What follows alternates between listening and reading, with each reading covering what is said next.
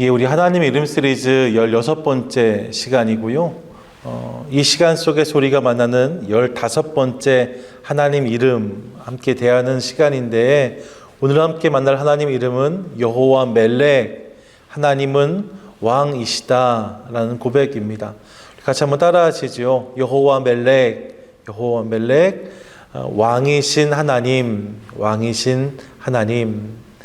예, 이미 다 아시겠지만 히브리어로 멜렉이란 단어는 왕이라는 의미를 가지고 있습니다.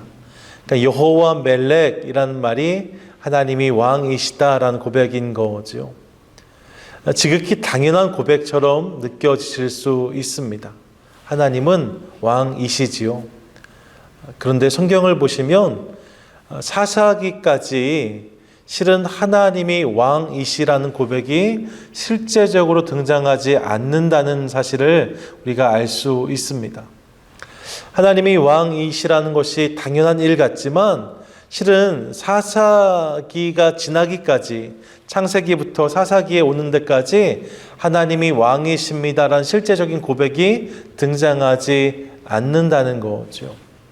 특별히 사사시대요. 여러 말씀드렸지만 혼란의 시기였습니다. 끊임없이 주변 나라와 민족들로부터 공격을 받고 노략을 당했던 시기입니다. 여러 나라와 여러 민족들이 이스라엘을 괴롭혔어요. 구산 리사다임, 또 모압 왕 에글론, 블레셋, 가나안 왕이었던 야빈, 그리고 기드온 때 미디안 족속들, 이후에 암몬 족속, 그리고 블레셋 사람들까지 수많은 적들이 끊임없이 이스라엘을 괴롭혔다는 것을 우리가 성경을 통해 알고 있습니다. 이러한 사사시대 이스라엘 백성들이 경험했던 어려움의 원인이라 한다면 그것은 분명하지요. 그들의 죄와 타락이었습니다. 그들이 죄와 타락 가운데 있음을 인하여서 하나님이 그 이스라엘을 징계하셨던 거죠. 이 징계로 인하여서 이스라엘 백성들이 이제 돌이켜 회개하면 하나님은 사사를 세우셔서 저들을 구원해 주셨습니다. 이것이 사사들의 이야기이지요. 하지만 이내 이스라엘 백성들은 다시 죄의 자리로 돌아갑니다. 사사들이 통치하는 시간들 속에만 그들이 머물러 있었고, 그 사사가 사라지고 나면 다시 이전의 자리, 죄의 자리로 돌아갔다는 것이지요. 그로 인해서 하나님의 징계는 반복될 수밖에 없었고, 그 반복되는 죄의 역사가 기록된 성경이 사사기입니다. 계속해서 이 모습이 반복되고 있는데요. 근데 이스라엘은 눈이 어두워서 이 사실을 깨닫지 못하는 모습을 우리가 확인하게 돼요. 계속적으로 징계가 이어질 때에 그들은 철저히 회개하고 온전히 돌이켜야만 했습니다. 하지만 그들은 그렇게 하지 않아요. 잠깐 돌이키는 척 하지만 다시 본래의 자리로 돌아가는 거죠. 이스라엘의 마지막 사사가 사무엘이었거든요. 사무엘상을 보면 그렇게 하던 이스라엘 백성들이 사무엘 사사 때가 됐을 때 사무엘에게 와서 왕 세워줄 것을 요청하는 모습 우리가 확인하게 됩니다. 사무엘상 8장 4절과 5절의 말씀인데요. 같이 한번 읽겠습니다. 이스라엘 모든 장로가 모여 라마에 있는 사무엘에게 나아가서 그에게 이르되, 보소서, 당신은 늙고 당신의 아들들은 당신의 행위를 따르지 아니하니 모든 나라와 같이 우리에게 왕을 세워 우리를 다스리게 하소서 한지라. 여기서 우리가 주목할 부분은 모든 나라와 같이입니다. 이 고백을 통해서 우리는 이스라엘 백성들이 그동안 어려움을 겪어왔는데 그 어려움의 이유를 자신들 안에서 찾지 아니하고 왕의 부재를 자신들이 겪는 어려움의 이유로 이해했다는 사실을 알게 됩니다. 우리가 죄가 많아서, 우리가 타락해서 라고 생각한 것이 아니라 왕만 있으면 우리도 다른 나라들처럼 강해질 수 있다 생각했다는 거예요. 왕이 없어서 우리가 지금 어려움을 당하는 거다, 그들이 그렇게 생각했다는 것이지요. 자신들의 타락과 죄로 인해 경험하는 고난에 대해서 왕이 없어서라는 착각을 그들이 했다는 것입니다. 이런 그들의 모습을 보면서 저들이 얼마나 영적으로 둔감했는지를 우리가 알 수 있습니다. 사사기의 시간은요, 절대 짧지 않습니다. 340년 남짓이거든요. 상당히 긴 시간이었어요. 그런데 이렇게 오랜 시간 동안 고난을 당하면서 그들에게 바른 깨우침이 없었다는 것이지요. 예, 그러한 그들의 모습이 우리를 안타깝게 합니다. 이후에 만나는 사울에게서도 사실 비슷한 모습을 발견하는데 그의 삶에 수많은 고난들이 찾아오잖아요. 하지만 그는 그 수많은 고난들을 하나님께서 자신의 인생을 돌이키시고자 하는 사인이라고 생각하지 못합니다. 도리어 최후의 순간까지 그는 하나님을 외면하고 스스로 목숨을 끊는 결정으로 그의 생을 마감하는 것 우리가 확인하게 되지요. 결국 이러한 모습들을 보면서 영적으로 무딘 사람의 모습을 확인하게 돼요. 예, 영적으로 무디면, 영적으로 둔감하면 봉창을 두드립니다. 우물가에 가서 숭늉을 찾고 엉뚱한 곳에 가서 은혜를 구한다는 거예요. 여러분, 그런 인생은 답을 찾을 수가 없습니다. 답이 없으니 그 인생은 공고할 수밖에 없지요. 민감한 인생은 그렇게 살지 않습니다. 하나님이 그의 인생 전체를 흔드는 것이 아니라 노크만 하셔도 하나님이시구나 그 사실을 깨닫게 됩니다. 그리고 그분 앞에서 바로 자신의 인생을 다잡아요. 무엇을 구해야 될지, 무엇을 돌이켜야 될지를 분명히 압니다. 당연히 그 인생에는 하나님이 주는 답이 있지요. 답이 있는 인생, 그 인생이 영적으로 민감한 인생이라는 것입니다. 그러므로 영적인 민감함을 구함으로 하나님 앞에서 옳은 답, 바른 답을 경험하고 또 그 답으로 살아가는 우리 모두가 될 수 있기를 원합니다. 우리 삶 가운데 생겨나는 문제들이 다 영적인 거라고 말씀드리는 것은 아니에요. 하지만 삶 가운데 문제가 찾아올 때마다 혹시 이것이 하나님이 나에게 해오시는 노크가 아닌가 생각해 보면서 우리 삶을 다잡기 시작할 때에 우리는 보다 건강하고 아름다운 그리스도인이 될 수 있을 줄 믿습니다. 자, 이렇게 이스라엘 백성들이 왕을 세워달라고 했는데 이에 대해서 하나님이 하신 말씀이 본문 7절이거든요. 7절 말씀 같이 한번 읽겠습니다. 여호와께서 사무엘에게 이르시되 백성이 내게 한 말을 다 들으라. 이는 그들이 너를 버림이 아니요 나를 버려 자기들의 왕이 되지 못하게 함이니라. 저는요, 이 7절 말씀을 읽으면서 깜짝 놀랐습니다. 하나님이 하신 말씀이 너무나 놀라웠어요. 왜냐하면 이스라엘 백성들이 지금 왕을 세워주세요 라고 말하잖아요. 근데 이때 하나님이 뭐라고 답하시는 건가? 이렇게 말하시는 거예요. 그들이 왕을 세워달라고 요청하는 것은 나를 버려 더 이상 나로 자기들의 왕이 되지 못하게 하려는 것이다 라고 말씀하시잖아요. 이를 통해서 우리는 하나님이 이미 그들의 왕이셨다는 사실을 깨닫게 됩니다.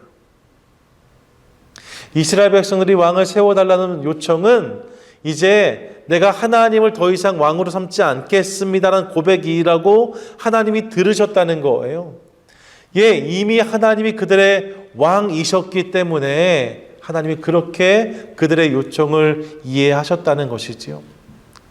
앞서 말씀드린 것처럼 하나님이 왕이시라는 표현은 성경 전체를 볼 때에 오늘 본문 전까지 전혀 등장하지 않습니다.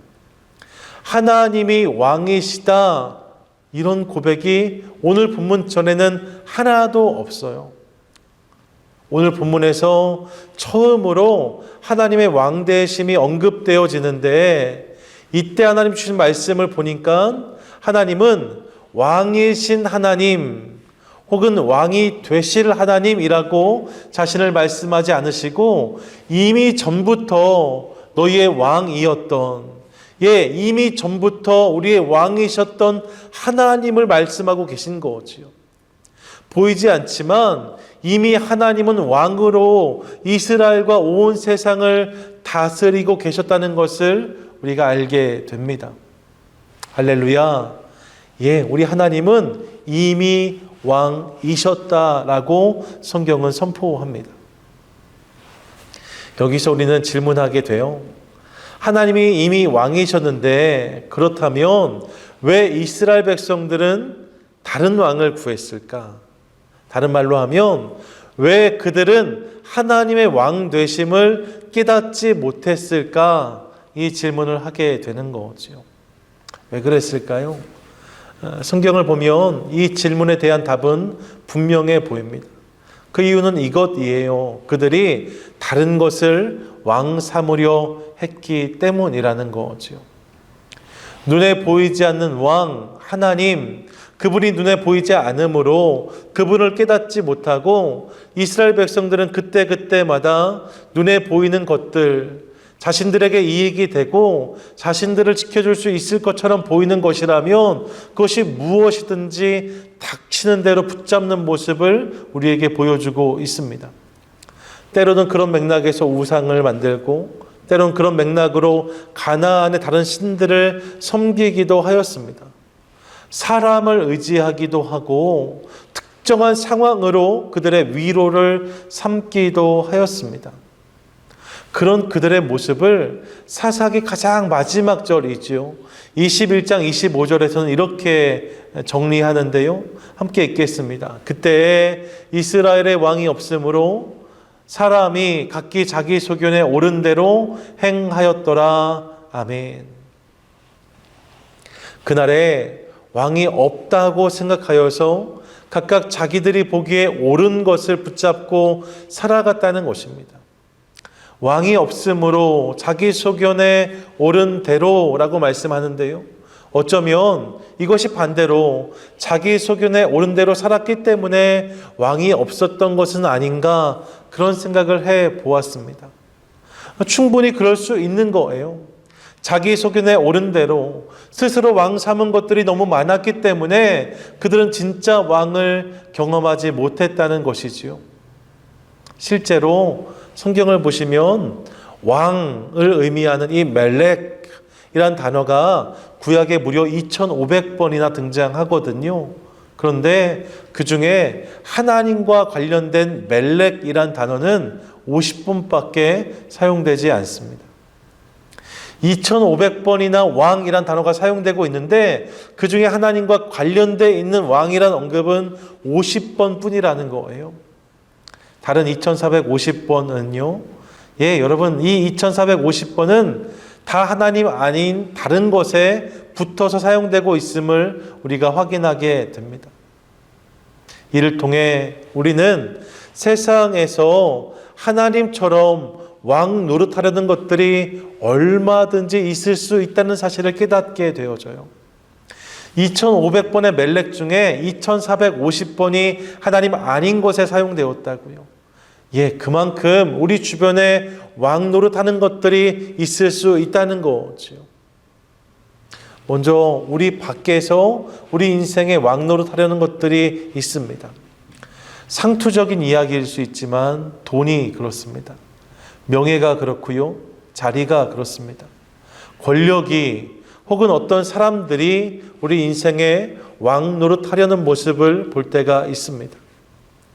왕 노릇하려고 하는 것뿐만 아니라 실제로 그런 것들을 왕 삼고 살아가는 분들을 만날 때도 있습니다. 그런 인생이 있어요. 그런가 하면 우리 안에서 왕 노릇하는 것들도 있습니다. 나의 고집, 내 경험, 내 이념, 이데올로기, 체면, 교만, 이런 것들이 때로 우리 인생에 왕 노릇을 하려고 합니다. 그래서 이런 것들이 모든 판단의 기준이 되고 그것에 매여 살아가는 사람들의 모습을 만날 때도 많이 있습니다. 여러분, 우리 주변에는 이처럼 우리 인생, 내 인생의 왕노릇하려는 것들이 얼마나 많이 있는지 모릅니다.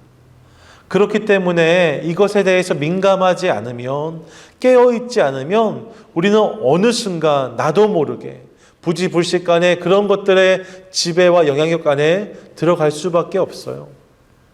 자기 소견에 옳은 것을 붙잡다 보면 진짜 왕을 놓칠 수밖에 없는 거죠. 예, 이 사실을 기억하는 우리 될 수 있기를 원합니다. 하나님 아닌 다른 왕노릇 하려는 것들이 우리 삶 가운데는 얼마든지 있답니다. 그러면 우린 정말로 하나님 그분을 왕으로 누리며 살아가야 되잖아요. 이를 위해서 우리가 해야 되는 질문이 있습니다. 그것은 하나님이 우리의 왕이 되셔서 그분을 내 인생의 왕 삼고 살아가야 되는데, 그렇다면 누가 하나님을 왕으로 경험할 수 있는가라는 질문이에요. 예, 하나님이 우리 인생의 왕이시기를 원하는데, 그러면 어떤 사람이 하나님의 왕 되심을 경험할 수 있느냐는 질문이지요. 다른 것들을 왕 삼지 않고 하나님을 왕으로 경험하려면 어떻게 해야 되는가? 이 질문에 대해서 성경은 삶 가운데 하나님의 왕 되심을 인정하는 자, 그가 그분의 통치를 경험할 수 있다라고 우리에게 분명히 말씀하고 있습니다. 누가 하나님을 경험하는가? 그 하나님을 내 인생의 왕으로 인정하는 자, 그가 하나님의 통치를 경험하게 된다는 것입니다. 사사기까지 하나님이 왕이시라는 기록이 없다라고 말씀을 드렸어요. 정말로 그렇습니다. 하나님이 왕이시다, 사람의 이름을 제외하고 하나님이 왕이시다라는 표현은 성경에 등장하지 않습니다. 하지만 그럼에도 불구하고 성경을 보시면 그 시간을 살았던 사람들 속에 하나님을 왕으로 경험한 인생들이 있었다는 사실을 우리가 깨닫게 됩니다. 그런 사람들이 있었다는 거예요. 하나님이 왕이시란 고백, 문장의 고백은 없지만 하나님을 왕으로 경험한 인생들이 성경에 있다는 거죠.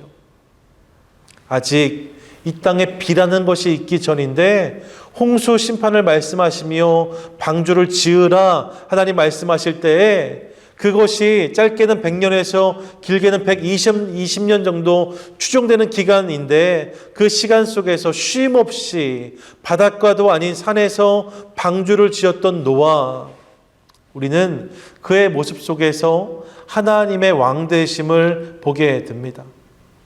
또 하나님 말씀 한마디에 본토 친척 아비집을 떠났고, 하나님 말씀 한마디에 100세 얻은 아들 이삭을 하나님 앞에 번제로 드리려고 하는 아브라함의 모습 속에서도 우리는 하나님의 왕 되심을 확인하게 됩니다.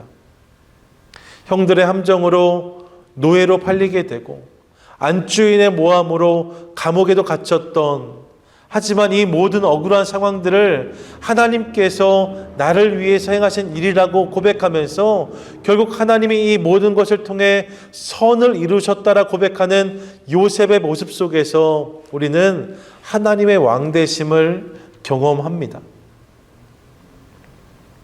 이 외에도 이런 인생은 얼마든지 있습니다. 모세가 그랬습니다. 여호수아가 그랬습니다. 갈렙이 그랬습니다.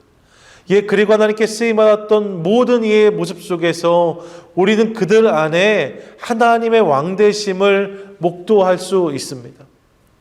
그들이 하나님을 왕으로 인정하는 인생을 살았고 하나님의 그들의 인생 가운데 당신의 통치를 허락해 주셨다는 것이지요. 예, 하나님이 왕이시라는 직접적인 선포는 없지만 그 많은 시간들 속에서 하나님의 왕 되심을 인정하고 그분의 말씀을 붙잡고 살려고 애썼던 이들의 삶 가운데 하나님의 통치는, 하나님의 역사는 임했다는 것입니다. 예, 하나님은 당신을 왕으로 인정하고 고백하는 인생 가운데 전능의 왕, 능력의 통치자로 역사하십니다. 이 사실을 믿는 저와 여러분, 우리 모두가 될 수 있기를 원합니다. 특별히 다윗을 한번 기억해 보고 싶습니다. 이스라엘 왕 중에 왕이라고 평가받는 이가 바로 다윗이거든요. 지금도 이스라엘에 가시면 그의 가묘를 만들어 놓고서 많은 사람들이 그곳에 와서 다윗과 같은 왕, 다윗과 같은 통치자를 우리 시대에 달라고 기도하는 모습을 볼 수 있습니다. 그만큼 이스라엘 모든 왕들 중에 왕이란 평가를 받을 만한 사람이 다윗이었어요. 그런데 사무엘하 6장에 가보면 그런 다윗이 춤을 춥니다. 하나님의 언약궤가 다시 예루살렘으로 돌아오는 장면에서 다윗은 춤을 춥니다. 본문 14절을 보면 이 장면을 이렇게 설명하는데 다윗이 여호와 앞에서 힘을 다하여 춤을 추었다라고 말해요. 또 16절에 보면 다윗이 여호와 앞에서 뛰놀며 춤을 추었다라고 기록하는 것을 우리가 확인하게 됩니다. 적당히 구색을 맞춘 게 아닙니다. 적당히 모양만 낸 것이 아니라는 거예요. 온 힘을 다해서 하나님을 향해 그 오시는 하나님을 환영하고 있는 다윗의 모습을 만나는 거죠. 그런 다윗을 보면서 그의 아내 미갈이 왕의 채통을 이야기합니다. 그때 다윗이 이렇게 고백해요. 사무엘하 6장 21절인데 같이 읽겠습니다. 다윗이 미갈에게 이르되 이는 여호와 앞에 한 것이니라. 그가 내 아버지와 그의 온 집을 버리시고 나를 택하사 나를 여호와의 백성 이스라엘의 주권자로 삼으셨으니 내가 여호와 앞에서 뛰놀리라. 아멘. 이 말을 한마디로 정리하면 이렇습니다. 하나님이 나의 왕이시다. 하나님이 나의 왕이시라는 거예요. 나를 이스라엘 백성들의 왕이 되게 한 것도 하나님이시라는 거죠. 결국 이스라엘의 진정한 왕, 모든 열방, 온 세상 통치자는 하나님이시다는 고백이 다윗에게 있었다는 거예요. 내가 아니라 그분이 왕이시다. 그 고백과 그 믿음이 다윗으로 하여금 그분 앞에서 춤추게 하였다는 것이지요. 여러분, 춤만 춘 것이 아닙니다. 그는 하나님 앞에서 자신의 인생을 살피며 그분의 음성 앞에 철저히 엎드리는 인생을 살았습니다. 상황이 좋을 때건 나쁠 때건 그가 궁궐에 있든지 광야에 있든지 그의 인생의 왕은 늘 하나님이셨습니다. 늘 살아계신 하나님을 왕 삼고 그가 살아갔다는 것이지요. 그런 다윗이 드린 고백 중 하나가 시편 145편 1절의 고백입니다. 같이 한번 고백할까요? 왕이신 나의 하나님, 내가 주를 높이고 영원히 주의 이름을 송축하리이다. 아멘. 사랑하는 여러분, 우리의 삶에도 왕이 필요합니다. 우리의 삶에 우리의 힘으로 해결할 수 없는 문제들이 얼마나 많이 있는지 모릅니다. 내 힘과 능력으로 감당할 수 없는 일들이 날마다 눈앞에 벌어집니다. 하루는 고사하고 한치 앞도 알 수 없는 것이 우리의 인생입니다. 내 인생, 우리 자녀들, 우리 가정, 우리 사업과 직장, 이 모든 것이 다 내 손안에 있는 것 같지만 실제로 보면 어느 것 하나 내 뜻대로 되지 않는다는 것을 고백하지 않을 수 없는 것이 우리의 인생입니다. 세상에서 그런 우리를 위해 통치자가 되겠다고 하는 이들이 얼마든지 있어요. 그런데 그들의 모습이 어떻습니까? 하나같이 우리에게 실망을 주는 모습입니다. 하나님 아닌 다른 것을 왕 삼은 인생 중에 만족한 인생은 없습니다. 사람도 그래요. 우리 대통령이나 위정자들을 보십시오. 처음에는 국민을 위해라고 말했어요. 하지만 시간이 지나면서 우리는 그들이 국민을 위해 자신을 희생하기보다 자신을 위해 국민을 희생시키는 리더였다는 사실을 깨닫게 됩니다. 정치적인 진영과 상관이 없습니다. 보수건, 진보건, 여건, 야건 다 마찬가지입니다. 모든 세상의 리더, 모든 세상의 통치자들은 그들 안에 있는 이기심으로 움직이고 있는 것을 볼 때가 많이 있어요. 그렇기에 우리에게는 진짜 왕이 필요합니다. 진짜 리더가 필요해요. 능력의 손으로 돌보시고 공의와 지혜로 다스리시는, 세상 끝날까지 우리와 함께할 진짜 왕이 필요합니다. 그런 우리에게 오늘 성경은 하나님이 바로 그런 우리의 왕이시라고 분명히 선포합니다. 우리 하나님이 당신을 왕 삼고 살아가는 인생 가운데 당신의 보호와 인도하심, 역사와 능력을 부으시는 영원한 왕이라고 선포하고 있다는 것입니다. 예, 그 하나님께서 우리를 위해서 당신의 목숨까지 내어주신 위대한 왕이라고 성경은 말씀합니다. 올 한 해 그 하나님을 왕으로 누리는 감격이 우리 삶 가운데 넘치게 되기를 간절히 소망합니다. 19세기 영국에서 있었던 군사 박람회는 당시 전 세계적으로 아주 큰 행사였습니다. 주목받는 행사였던 거지요. 특별히 1897년도에 있었던 이 군사 박람회는 빅토리아 여왕 재위 60주년 기념 행사로 진행이 되었기 때문에 그동안 어떤 행사보다 더 크고 화려하게 행사가 진행되었어요. 이때 영국의 수많은 시인들이 이 여왕이 지금까지 한 일을 이렇게 찬양하면서 그를 존경하는 의미로 헌정시를 신문에 기고했다고 합니다. 여왕을 찬양하는, 여왕이 이런 걸 잘했다 칭찬하는 그런 많은 시들이 그 당시 언론에 기고된 거지요. 당시 영국에 있었던 언론지 중에 가장 권위 있던 언론 중 하나였던 런던 타임즈에서는 그런 많은 기고가 왔음에도 불구하고 그 당시 시인들 중에 가장 영향력이 있었던, 또 실제로 이후에 영어권 작가로는 처음으로 노벨 문학상을 받기도 했던 조셉 키플링에게 공식적인 헌정시를 요청합니다. 헌정시가 많이 들어오는데 당신이 쓴 헌정시, 그 시를 우리가 싣고 싶다라고 요청한 거예요. 여왕을 찬양하는 시. 그런데요, 이 키플링은 독실한 목사 가정에서 자란 크리스천이었습니다. 그의 신앙적인 관점에서 하나님이 아닌 세상 왕을 이렇게 찬양한다는 것이 그에게 썩 내키지 않았어요. 그래서 이 키플링은 이 행사가 진행되는 동안 런던 타임즈에 헌정시를 기고하지 않습니다. 그렇게 행사가 끝났는데 그럼에도 여왕을 위한 헌정시를 써달라는 요청은 집요하게 이어졌어요.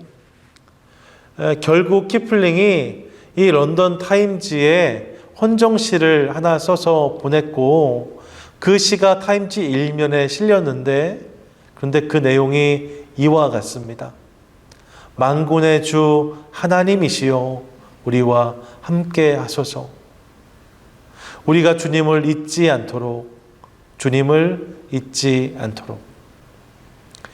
여왕에 대해서는 한마디도 언급되지 않는 그의 시, 여왕에 대한 헌정시를 써달라고 했는데 하나님을 잊지 않게 해달라 고백했던 그의 시, 이로 인해서 당시에 많은 사람들의 비난과 야유가 그에게 쏟아졌지만 그는 자신의 시를 거두지 않았습니다. 왜요? 여왕이 아니라 하나님이 왕이시란 고백이 그에게 분명히 있었기 때문입니다. 같은 맥락에서 영국 국가에 찬송가 가사를 붙인 이도 있습니다.